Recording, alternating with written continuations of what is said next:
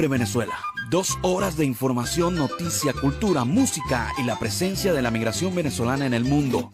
A partir de este momento, Venezuela siempre, siempre Venezuela. Bueno, de esta manera, amigos de Venezuela siempre, siempre Venezuela, iniciamos nuestro programa de este mediodía.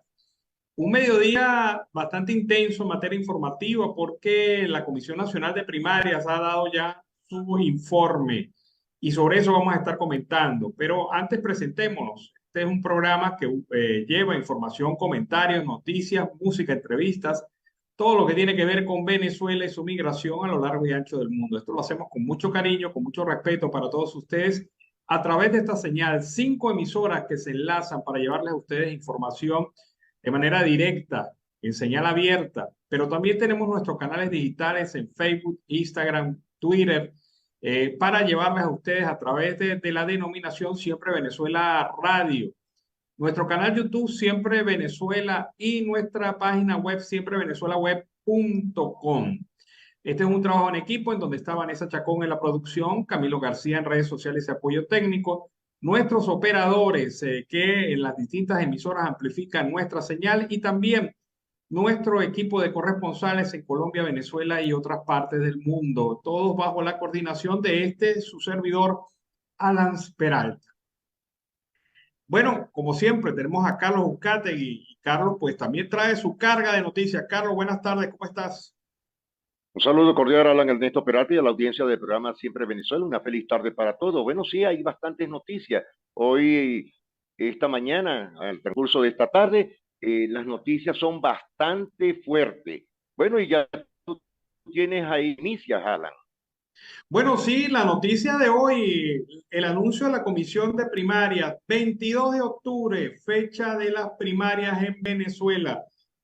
Hoy se presentó esta información, se presentó el balance organizativo y sobre todo el cronograma, que sin duda alguna son los temas esenciales para que algunos candidatos tomen la decisión o no de participar. Algunos aspirantes se retirarán, otros se integrarán, es decir, vamos a ver en esta semana definiciones a partir de este anuncio. Pero escuchemos el informe del doctor Casal, quien es el presidente de la Comisión de Primarias en Venezuela. Ser catalizadores de esa voluntad de democratizar Venezuela con apoyo en la primaria.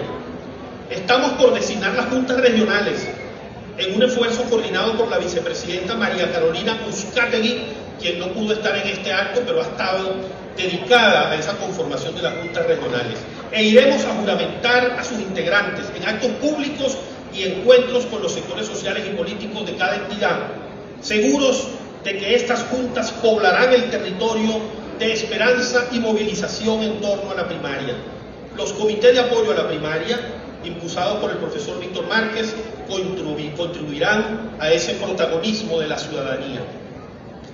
Advierto que hay temas álgidos aún pendientes de decisión, pero ya están sentadas las bases y hay plazos en el cronograma para su resolución. Recientemente se nos informó que ha sido aprobada la Comisión Técnica Conjunta con el CNE, donde se evaluará nuestra solicitud de usar los centros de votación para la elección primaria y de organizar jornadas especiales de actualización del registro electoral hasta el nivel de las parroquias.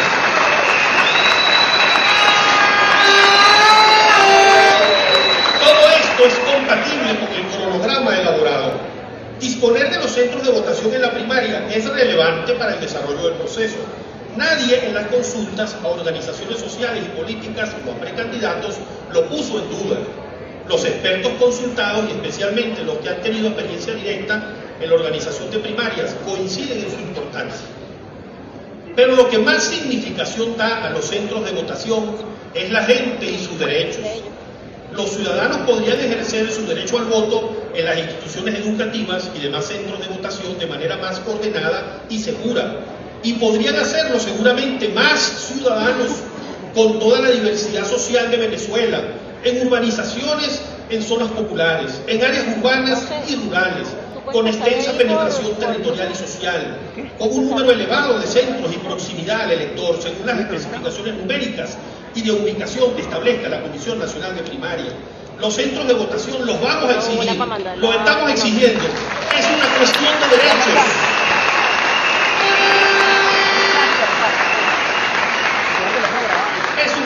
protección de derechos. Evidentemente, lo dicho presupone que se implemente la configuración de la primaria que libremente y en ejercicio de la ciudadanía haya realizado la sociedad democrática y nosotros como su custodio, garantizando la confiabilidad del proceso electoral en todas sus fases y componentes. Si no es posible disponer de los centros de votación bajo esas condiciones, se organizará una primaria completamente autogestionada y nos empeñaremos en lograr amplias oportunidades de participación en un esfuerzo mancomunado con las juntas regionales y los ciudadanos. En cualquier caso, vayamos o no a una primaria completamente autogestionada, es preciso reiterar que la primaria se define desde la autonomía de la sociedad civil y del ejercicio de los derechos políticos. La Comisión... Bueno, ahí está, Carlos, bastante clara. Primero la fecha, 23 de octubre. En segundo lugar, la participación del CNE va en el apoyo de los centros electorales, pero no en la organización del proceso. ¿Esto qué quiere decir? Que los centros electorales que ya conocemos estarían habilitados si se profundiza ese acuerdo con el CNE. Y Casal advierte, si no hay ese acuerdo, vamos a autogestionar la elección y la realizaremos de toda manera, como se ha anunciado en la fecha ya oportuna. Ahora, la pregunta mía, la participación de los migrantes. Si nos vamos por lo dicho por Casal, los migrantes votarían en los centros electorales ubicados en el exterior. En los centros electorales ubicados en el exterior que están habilitados por el CNE.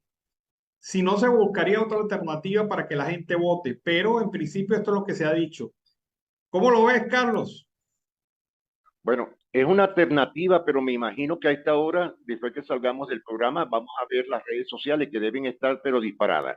La pregunta es lo siguiente: de hacerlo en el exterior, Alan, audiencia, sería sobre todo en los países donde haya libertad de expresión y buena fe con los migrantes venezolanos, porque hay países donde actualmente las embajadas están cerradas, que eso sería el punto, o los consulados, que serían la otra parte de este punto estratégico electoral, donde se ha hecho a través de muchos años en cualquier país cuando hay una elección. Eso sería el punto de vista, a mi juicio, muy personal.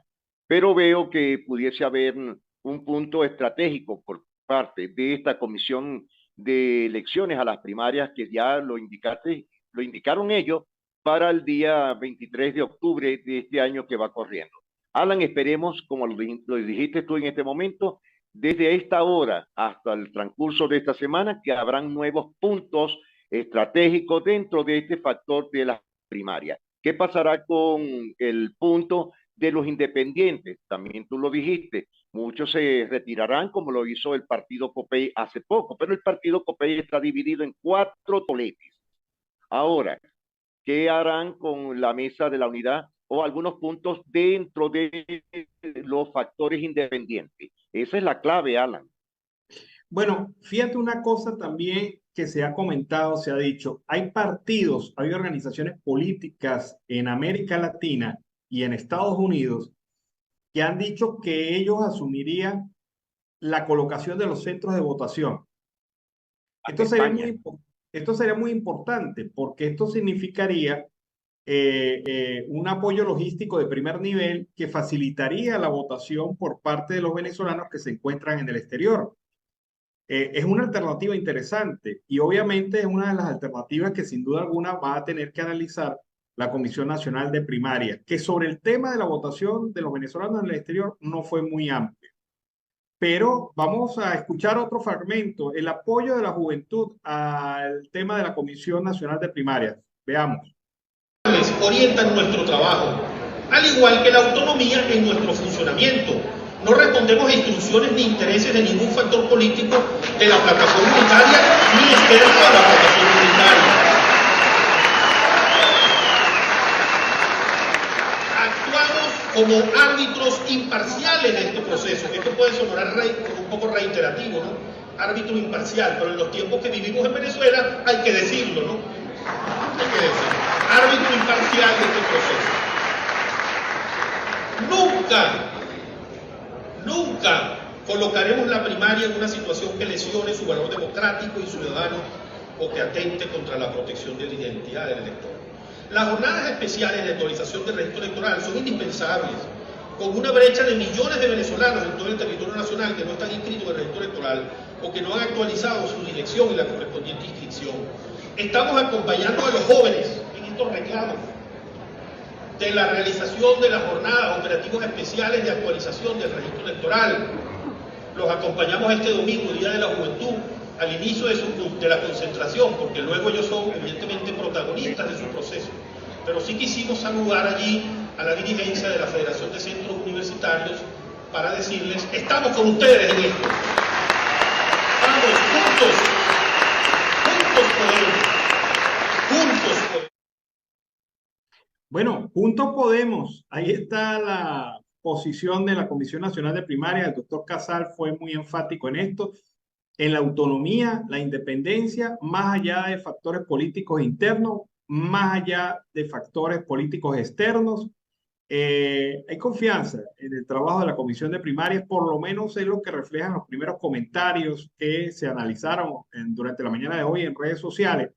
Pero sin duda alguna le toca una carga bastante fuerte a la Comisión de Primarias, porque va a tener que demostrar en los hechos esa independencia y en los hechos debe desarrollar una estrategia alterna a la posición que pueda tomar el CNE. ¿Qué pasa si el CNE te dice que no te va a prestar los centros electorales? ¿Qué pasa si el CNE te dice que no te va a dar el padrón electoral? Son temas que sin duda alguna, pues allí hay que evaluar. Alan, fíjate, hablaste del tema de sistematización electoral, que es el padrón electoral. Me imagino que los partidos políticos, por A o por B, deben tener eso, porque eso es común en todos los partidos políticos, tener el padrón electoral vigente, más deberían tenerlo. Ahora, muchos de los que están hoy en el exterior, o muchos de los que no van a votar, o muchos de los independientes, por A o por B, no están incluidos dentro del REC actual. ¿Por qué? Porque sencillamente el CNE, y esto hay que indicarlo de esta manera, ha hecho votar muertos, idos del país desde hace muchos años, etcétera, más las creaciones que se hicieron, y para nadie es un secreto, de los colombos venezolanos. Veremos en el transcurso de este día, de la tarde, de mañana, cuáles van a ser esos punticos, esos hilos para seguir agrandando las expectativas del voto joven. Alan, porque el voto joven no está inscrito. Hay personas que hoy tienen 18 años, pero hay otras personas que tienen 20 años que no han votado jamás en la vida, sencillamente porque nunca tuvieron la oportunidad de ejercer el sufragio. Bueno, lo único claro hasta este momento, fecha de las primarias, 22 de octubre. Fecha de las primarias, 22 de octubre. Sí, correcto. Proceso con el apoyo técnico del CNE o autogestionado. Y ya hay un cronograma. Después del 23 de junio empezará la campaña electoral. Así Exacto. que hay suficiente tiempo, como 3 meses, para la realización de esa campaña en relación a la fecha de la elección. Y la inscripción de los candidatos es también hasta el mes de junio. Es decir, podemos ver muchas sorpresas, gente que se va a mantener, gente que se va a retirar o gente que se va a incorporar. Vamos a ver algunas cosas y todo va a depender del criterio y el equilibrio que mantenga la Comisión Nacional de Primarias. Y que se haga la unidad, Alan, porque de no hacerse la unidad esta vez es como perder el tiempo en estas nuevas elecciones de las primarias por primera vez. Bueno, Carlos, cambiemos de tema. Hay otros temas importantes como la situación en la Guajira binacional. Me explicabas que hay molestia porque no se ha podido desarrollar el tema de la apertura comercial binacional como se ha desarrollado en otras regiones. Bueno, sí, Alan, fíjate algo, en el departamento de La Guajira, que es el sur de Colombia, norte de Venezuela, hay bastante gravedad en el asunto, sobre todo con los transportadores gandoleros, camioneros, taxis, carros por puesto que van de la población binacional de Maicao hacia la ciudad de Maracaibo. Sencillamente no ha habido una apertura real en esta zona comercial que tiene ya 92 años. No ha sido igual con el puente internacional de las tienditas, llamado hoy el Atanasio Giraldó, y el puente Páez en el Arauca. Es decir, es bastante difícil porque la situación está encareciendo más los productos. ¿Por qué? Muy sencillo. De la población de Maicao, Guarero, Paraguachón, pasan a Maracaibo. Comienza el matraqueo. De ahí hasta las ciudades a la ciudad de Maracaibo, pasan al estado Falcón, el estado Lara, por ser el centro del país. Hasta el momento, ni el gobierno de Colombia ni el gobierno de Venezuela han afincado las estrategias para aperturar esta frontera realmente que es inmensa y una frontera muy larga, Alan, porque es sabana totalmente plana. Ahí no vas a ver montañas, sino unos pequeños cerros, pero aparte de eso, las quejas de las comunidades aledañas y los transportadores que van de la ciudad de Maicao a Maracaibo siguen con esta queja, Alan, contra la Guardia Nacional Bolivariana, contra la Policía Nacional Bolivariana, las quejas contra la alcaldesa Fernández en el municipio Guajira venezolano que no hace absolutamente nada. Fuera de esto, la gente le da temor, miedo, porque el gobierno cada vez que se habla de la situación de los indígenas, calcarea. No, Alan, es la realidad. Son más de 30, 35 mecateros en un espacio de 350 a 400 metros por las trochas, donde tienes que pagar obligatoriamente un impuesto si no, no pasa por las tierras ancestrales. Es bastante fuerte esta similitud, pero ni el alcalde de Maicao, Mohamed Dazuque, y la alcaldesa Fernández de el municipio de Guajira se han podido inventar para hablar este fenómeno. Ahora, la pregunta te la doy a ti, Alan. ¿Qué ha hecho el gobernador del estado Zulia, si es el garante del estado? Y hasta el momento no ha ido la primera vez al departamento de La Guajira, perdón, al municipio Guajira del estado Zulia, para poder sentarse con la alcaldesa y con el propio alcalde de Maicao y establecer unos nexos para reaperturar ese camino conocido como La Raya hasta la ciudad de Maracaibo. Bueno, y Carlos, esta semana pasada, el viernes y sábado, estuvo una delegación, una comisión de Migración Colombia que hizo el recorrido allí en Paraguachón. Sin embargo, pues no hay anuncios formales de la organización del proceso de apertura. Debemos reconocer que hasta hace poco el tránsito se hacía prácticamente el 100% del tránsito legal de mercancías entre Colombia y Venezuela se hacía por ese paso. Pero con la apertura, pues los costos son más económicos por el paso del estado Táchira. Y esto, pues, es lo que está impulsando que la gente se destine hacia otras zonas y haya dejado de preferir la zona norte de ese paso en la Guajira colombo-venezolana para poder hacer sus trámites. Sí, Alan, y el grave problema es que siguen cobrando las protes, pero es la realidad de lo que está pasando desde la población de Paraguachón, salida de las rayas hacia el estado Zulia, del estado Zulia hacia Maracaibo.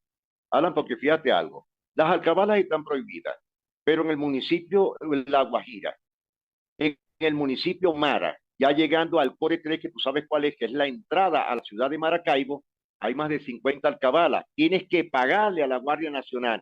Y hoy día las policías municipales, que ya te diste cuenta, también están haciendo un rastreo hacia los turistas. El miedo de muchos colombianos es de la entrada hacia Venezuela por el matraqueo vigente que tienen los organismos de seguridad del Estado. Alan, otra queja muy grave, muy fuerte que está pasando actualmente en varios departamentos, sobre todo en la capital, en Soacha, Villavicencio, y aquí en la capital de Colombia, Bogotá, con el tema de los PEC, el tema de los permisos, los pasaportes en las empresas de cambio, es decir, donde tú cambias la divisa o recibes dinero por alguna casa internacional.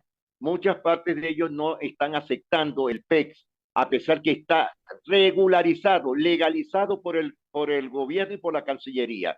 Y está pasando el punto que ayer, en el transcurso de la tarde, muchos connacionales en diferentes capitales de Colombia no pudieron cobrar alguna u otra remesa que les envían del exterior o del propio interior de Colombia, es decir, de Cúcuta hacia La Guajira o de La Guajira a Boyacá. Esto está causándoles graves problemas. Muchas agencias bancarias no aceptan ni las cartas de trabajo, le ponen muchas limitudes a los migrantes venezolanos sin pensar que el PIB va a crecer más del 3% a nivel nacional. Esta es una de las causas y de los problemas que tienen actualmente los migrantes aquí en el país.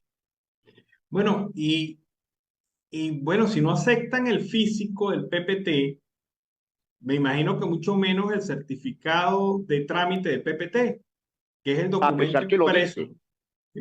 a pesar que lo dice. Y Bueno, les pero está costando hasta comprar un pasaje en avión.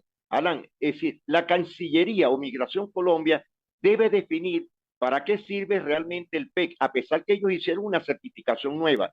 Actualmente hay más de 670.000 permisos temporales de migración que no lo han entregado. Hay muchas cifras, pero las cifras reales, hasta que el momento no salga Migración Colombia, es la que puede indicar cuáles son los puntos para ellos poder salir a flote con la nueva realidad de cuántos migrantes legalizados, regularizados, están actualmente en proceso. Ese es el punto que tiene que aclarar tanto migración y, por supuesto, Cancillería. bueno, y yo me pongo a preguntarme cuánto tiempo se ha perdido por fallas organizativas y administrativas del sistema. Más de un año, Porque, Alan. sí, obviamente hay gente que no tiene el PPT desde septiembre de 2021. Bueno, mi Cuando caso fueron, y el caso de muchos.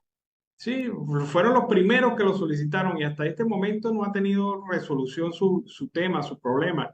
Pero indudablemente aquí hubo fallas de carácter organizativo, de carácter administrativo en la aplicación del Organizativa. proceso, porque recursos hubo, recursos hay, recursos Por donados por la supuesto que comunidad sí. internacional. Este proceso del PPT, de la regularización, no lo está pagando Colombia, esto lo está pagando la comunidad internacional a través de fondos especiales y giros especiales para que se adelante este proceso. Ese fue uno de los acuerdos que alcanzó la administración Duque con instancias internacionales, Por pero ni con supuesto. recursos se ha podido solucionar el tema. Es bastante lamentable. Esperemos que en los próximos días esto cambie, porque todavía hay personas que se han hecho, Alan, hasta 4 biométricos. Y eso hoy es muy difícil, porque por lo menos en las ciudades capitales, Alan, cuesta muchísimo alcanzar o llegar a las oficinas centrales de migración. Aparte de eso, hay muchas quejas sobre el trato también, cosa que no ocurre en el Caribe colombiano y, por supuesto, en las zonas binacionales. Es diferente porque se conocen cómo es la situación. Es decir, una queja tanto a la Cancillería y a Migración que hagan un punto, sobre todo a favor del migrante, que hoy día está trabajando, paga impuestos, paga servicios públicos en toda Colombia, paga todo y no pueden decir que el venezolano es así o asado. Esto es un punto que es muy importante, Alan, aclararlo y que ellos sepan cuál es la realidad. Carlos, finalmente, no quisiera despedirme sin una noticia que me comentaste, que se incendiaron dos casas en la zona de la costa oriental del lago, casas de petroleros. Sí, esas son casas, Alan, que llegan ya casi a los 90 años, cuando llegó el proceso petrolero en la costa oriental del lago, la cuna del petróleo en Venezuela, en Lagunilla, y se quemaron. Eso fue anoche totalmente, quedaron bajo ceniza totalmente. Estamos esperando el reporte de la colega Rixia Navarro desde la COL, pero hay problemas por el servicio eléctrico actualmente en Lagunillas, en Ciudad Ojeda y en Cabima. Imagínate que los bomberos llegaron una hora después que ya estaba en ceniza las dos casas, pero quedaron calcinadas totalmente, Alan. Pero es una falla también en los servicios públicos, en los sistemas de prevención, porque tengo yo entendido que había un grupo de bomberos especializados exclusivamente para atender la zona de la costa oriental del lago y eran los famosos bomberos petroleros. Por supuesto, que era la famosa brigada de bomberos marinos de la extinta Creole, Maravén, Pequibén, que hoy fue de PDVSA. Ya todos los marinos petroleros se han ido, los bomberos petroleros. Fíjate este caso, Alan, ya que tocaste ese puntico ya para culminar. Si hay un accidente aeronáutico en cualquier aeropuerto de Venezuela, habría que preguntar cuántos bomberos contarías la mano y sobrarían dedos de los bomberos aeronáuticos, que era una de las columnas vertebrales de toda la defensa civil en toda Latinoamérica y la tuvo Venezuela. Hoy día nuestros bomberos aeronáuticos están fuera del país, están en otros lados y los que están ya están jubilados. Esto es muy lamentable, cosa que pasó en Lagunilla, donde no hay equipos bomberiles especializados, sobre todo en el campo petrolero. Bueno, Carlos, se nos acabó el tiempo.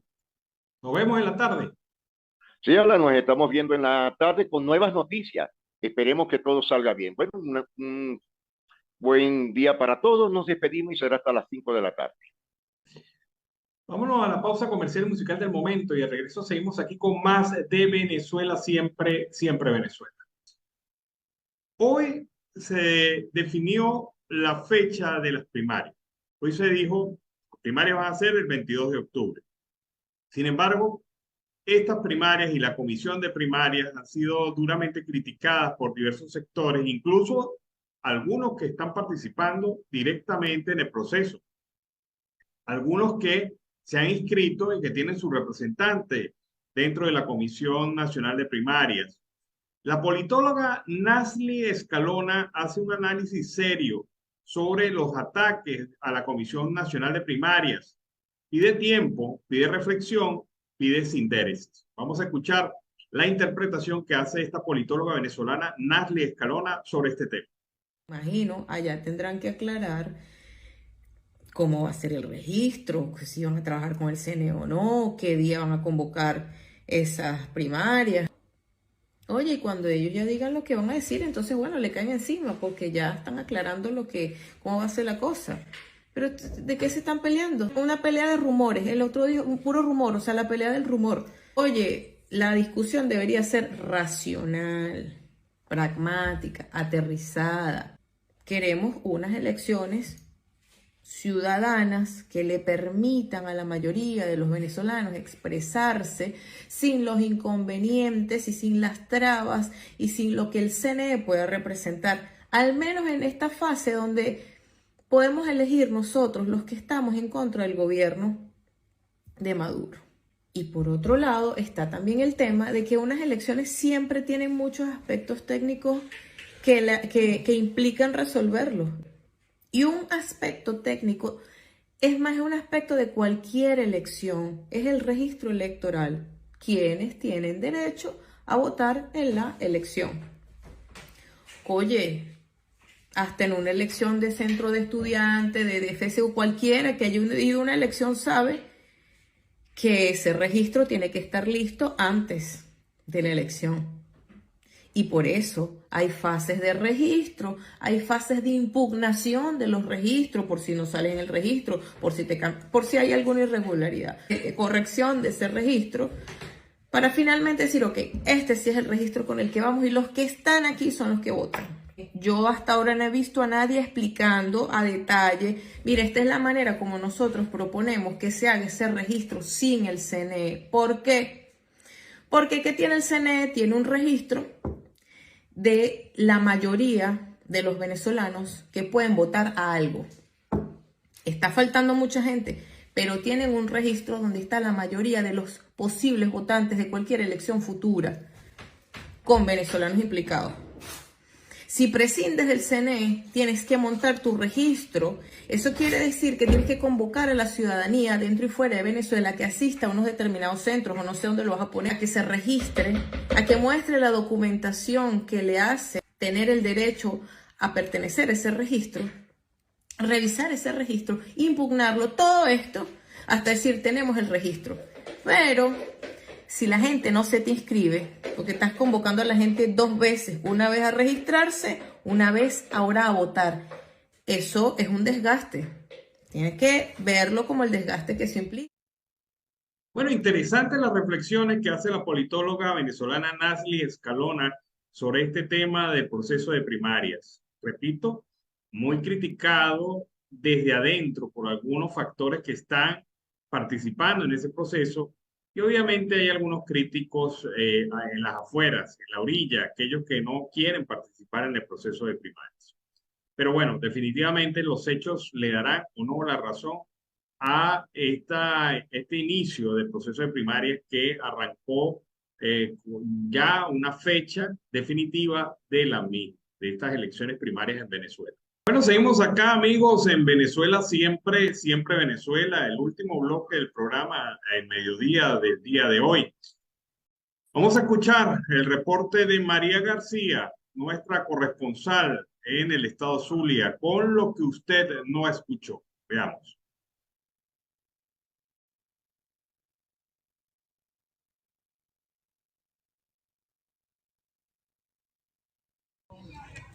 Gracias por el pase a los estudios desde la costa oriental del lago, estado Zulia, Venezuela.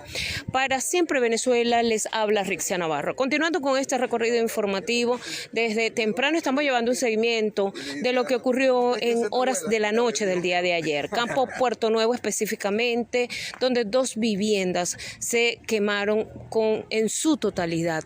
Vamos a hablar con otro de los afectados para que nos explique sobre toda esta situación que están viviendo a esta hora de la tarde. ¿Su nombre? Mi nombre es Emanuel Fernández, uno de los afectados de las viviendas que tomaron fuego, pues, y viendo que hay que hacerle servicio al sistema eléctrico de la localidad de los campos petroleros y verificando la veracidad de los hechos, y gracias a Dios no hubo vidas que lamentar en estos casos. Y nos podemos seguir esperando de que ocurran este tipo de casos para concientizar tanto a la empresa como a los entes que puedan ayudar a esta labor, pues. El incendio comenzó desde su casa. Explíquenos más o menos la situación de lo que ocurrió. Bueno, hubo un problema en el sistema eléctrico, en la cometida directamente de la casa, y es donde empezó el fuego, el siniestro, y después hubo la intervención de los bomberos, la cual también fue bastante prolongado el tiempo, más de 3 horas esperando para atender aquí los bomberos el siniestro. ¿Hubo negligencia de los bomberos? Sí, hubo cierta diligencia en los casos de que hay unos que no traían ni agua, otros que no tenían los equipos, pero ya cuando ya se abocaron, ya entre los 3 organismos que estaban distintos bomberos, pudieron activar un sistema y empezaron a extinguir el incendio. Estuvo bomberos de PDVSA, bomberos de Lagunilla y bomberos de Tijuana, que fueron los que pudieron estar aquí en el sitio. Ahora, ¿cuál es el llamado o solicitud que usted como afectado le hace a la industria petrolera? Bueno, la reubicación de nosotros como beneficiarios en el caso de ser solicitantes de una vivienda, de poder, porque hay menores, hay sobrevivientes aquí. Y como estas casas fueron adjudicadas al trabajador como tal, entonces también exigimos la reubicación de estas viviendas, y en este caso, ahora que estamos más afectados, necesitamos una vivienda. ¿Cuántos años tienen ustedes por acá? Ya nosotros tenemos 30 y tantos, ya 40 y algo años aquí en esta casa como tal, acá asignada a mi papá. Esta fue la posición entonces de otros de los afectados en Campo Puerto Nuevo. Es importante destacar que el incendio comenzó a las 10 de la noche. Sin embargo, ellos mismos alegan que 2 horas después aparecieron los cuerpos de bomberos de la costa oriental del lago. Esta es la información que nosotros manejamos hasta los momentos desde la costa oriental del lago, estado Zulia, Venezuela. Reportó para Siempre Venezuela, Rixia Navarro. Bueno, fue el reporte de Rixia Navarro desde la costa oriental del lago de Maracaibo. Qué lamentable esta situación. Esta gente ha perdido todo, y lo peor de caso es que no encuentra alternativas debido a sus bajos niveles de ingreso. Vamos a escuchar ahora sí el reporte de María García, lo que usted no escuchó desde Maracaibo, estado Zulia. Lo que usted no escuchó a través de Siempre Venezuela Radio, en Colombia, Curazao y Bonaire. Lo que usted no escuchó con María García. Bienvenidos a una nueva emisión, hoy miércoles 15 de febrero de 2023.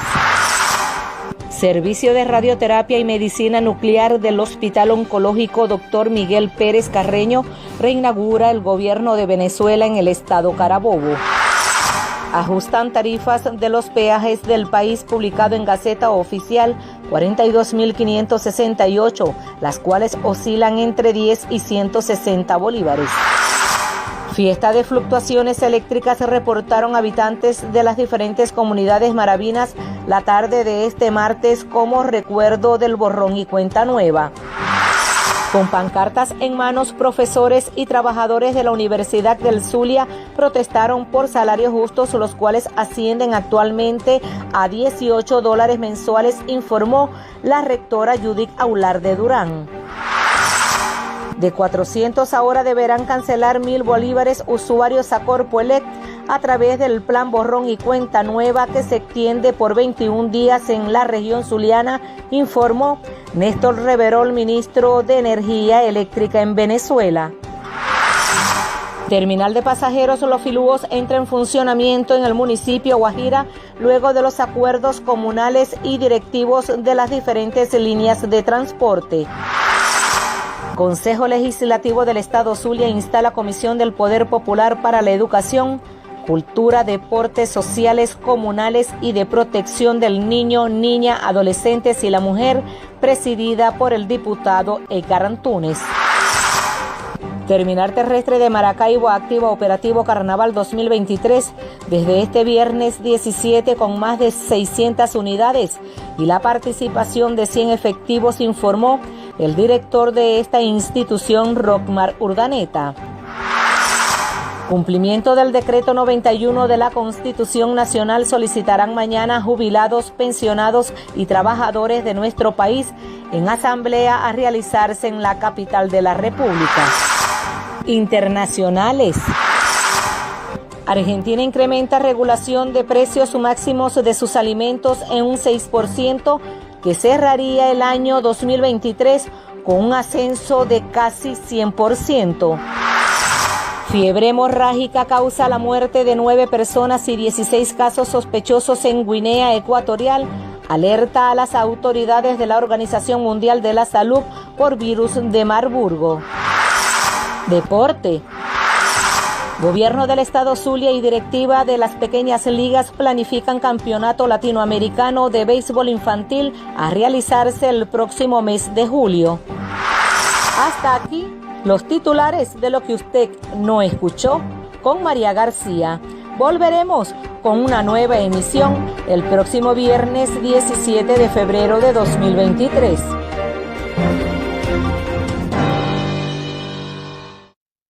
Bueno, fue el reporte de María García, lo que usted no escuchó desde el estado Zulia. Hoy continuaron las protestas en varios puntos del país. Uno de estos puntos fue precisamente el estado Falcón, en Punto Fijo. Allí hubo un encuentro de trabajadores del sector público quienes han manifestado y han reclamado al gobierno nacional el derecho a tener un salario digno acorde a la canasta alimentaria. En representación de los trabajadores del sector eléctrico del estado Falcón, Stanley Bracho presentó que su gremio se ha sumado a todas las protestas realizadas en los diversos municipios de la región, donde la exigencia central es lograr un salario digno y calidad de vida. Es una lucha de todos, jubilados y activos. Exhortó a los empleados públicos que temen unirse a la lucha nacional por temor a represalias, hacerlo y reclamar los derechos que como venezolanos tienen de tener mejor calidad de vida. La Constitución nos ampara y protestar pacíficamente no es un delito. Entre tanto, el presidente de Suma Falcón, Alexis Castellano, informó que el gremio educativo nacional tiene una agenda de reclamos para 3 puntos importantes: exigir el avance de las mesas de negociaciones en Caracas, rechazar el amedrentamiento a los docentes que acuden a las asambleas y la migración del patrono de regional a nacional. En cuanto a la reunión pautada el pasado viernes entre la Federación Nacional y la ministra de Educación, informó que no se pudo dar porque la Autoridad Nacional de la Educación no asistió alegando problemas de salud.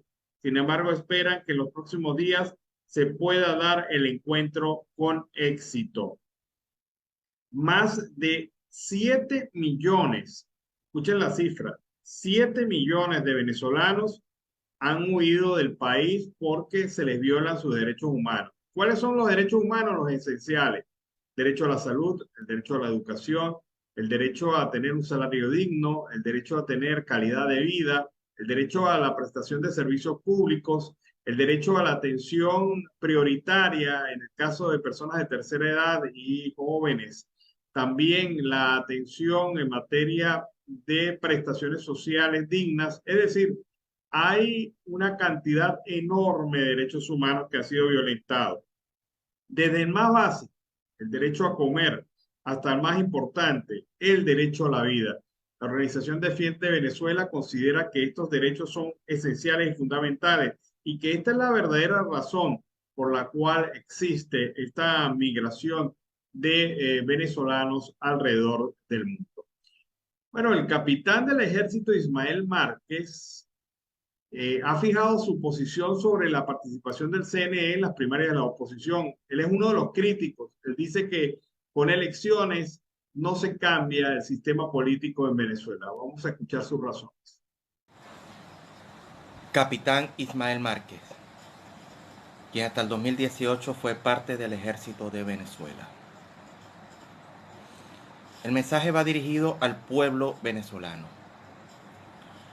Recientemente se informó que ya se designó una comisión del Consejo Nacional Electoral para la realización de las primarias de la denominada plataforma unitaria. Una vez más, se demuestra y se comprueba que la falsa oposición no es más que un apéndice del narcorrégimen de Nicolás Maduro. Alistan todo para un nuevo fraude y enterrar mucho más las pocas esperanzas que le quedan a los venezolanos. Es por eso que diremos hasta la saciedad, desde la resistencia, que la salida de la crisis venezolana no es a través de los votos, porque el pueblo puede votar, pero jamás va a elegir. La salida es por medio de la lucha armada. La salida a la crisis es con una rebelión popular y militar. Y para eso debemos estar dispuestos y desprendernos del miedo. Venezuela, despierta. Llegará el momento en que le pongas punto y final a esta tragedia. Muchas gracias. Bueno, este fue Ismael Márquez, capitán del ejército de Venezuela, quien manifiesta su posición frente al tema político del país. Con este reporte finalizamos nuestra edición meridiana.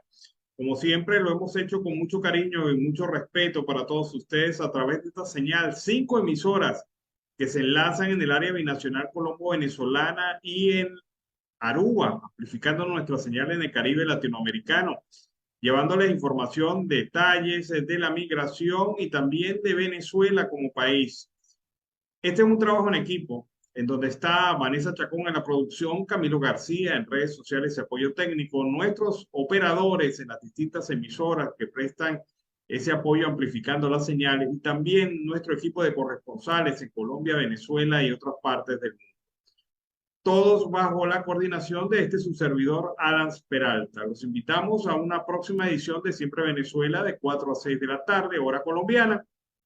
Y también estar pendientes de nuestras redes sociales en Instagram, Twitter, Facebook, Siempre Venezuela Radio. También nuestra opción comunicacional, nuestro canal YouTube Siempre Venezuela y nuestra página web siemprevenezuelaweb.com. Nos despedimos. Hasta la tarde. Buen provecho.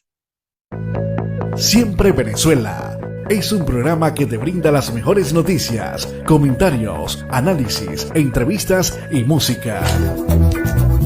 Información sin censura en la voz de los protagonistas.